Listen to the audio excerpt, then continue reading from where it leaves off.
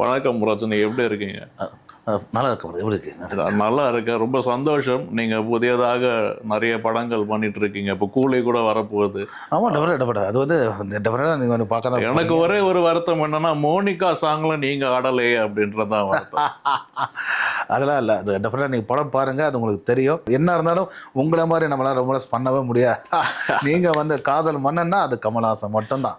கண்டிப்பாக பாருங்க, இப்போ கூட நான் உங்களை மாதிரி சிரிச்சிட்டேன். அதுதான் உங்களோட ஒரு பாசிட்டிவிட்டி அப்படியே நான் வாங்கிக்கிறது. கண்டிப்பாக. அந்த காலத்தில் பார்த்தீங்கன்னா நமக்குள்ளே வந்து போட்டி இருக்கும், ஆனால் புறமை இருக்காது. ஆனால் இப்போ இருக்க ஜெனரேஷன் அப்படி இல்லை. இவனை வந்து எப்படி மட்டம் தட்டலாம், இவனை வந்து வளர விடக்கூடாது, அந்த மாதிரி பண்ணுறாங்க. அது வந்து ரொம்ப தப்பு. நமக்குள்ளே வந்து எனக்கு ஆரோக்கியமான போட்டி இருந்திருக்கு.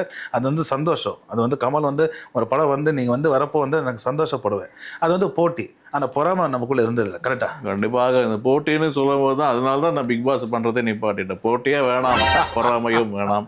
உங்ககிட்ட பிடிச்சதே உங்களோட ஸ்பீடு தான். உங்ககிட்ட இருக்கிற ஸ்பீடு வந்து என்கிட்ட இல்லை. ஆனால் என்கிட்ட இருக்கிற ஒரு விஷயம் வந்து உங்ககிட்ட என்ன பிடிக்கும்னு நீங்கள் சொல்லுங்கள். இல்லை கமல், அது இதான் உங்ககிட்ட இருக்கிற அந்த அப்டேஷன் இருக்குது பார்த்தீங்களா, அதை வச்சு சினிமா கட்டி அப்படி பின் இதில் வச்சுக்க பார்த்தீங்களா, அதுதான் எனக்கு ரொம்ப பிடிச்சது. இன்னைக்கு இப்போ கூட நான் ஏஐ பற்றி வந்து அவரோட போய் படிச்சுட்டு வந்திருக்கீங்க. அப்படிங்கிறப்போ எந்த அளவுக்கு தமிழ் சினிமாவில் நீங்கள் ஒரு இங்கிலீஷ் போயிட்டு உங்கள்கிட்ட தெரியாத விஷயமே இல்லை. அதுதான் கமலஹாசன். அதுதான் எனக்கு ரொம்ப பிடிச்சது. அதுதான் ரஜினி. அது வந்து என்னை பாராட்டி பேசுவது தான் அவருக்கும் பிடித்த விஷயம்.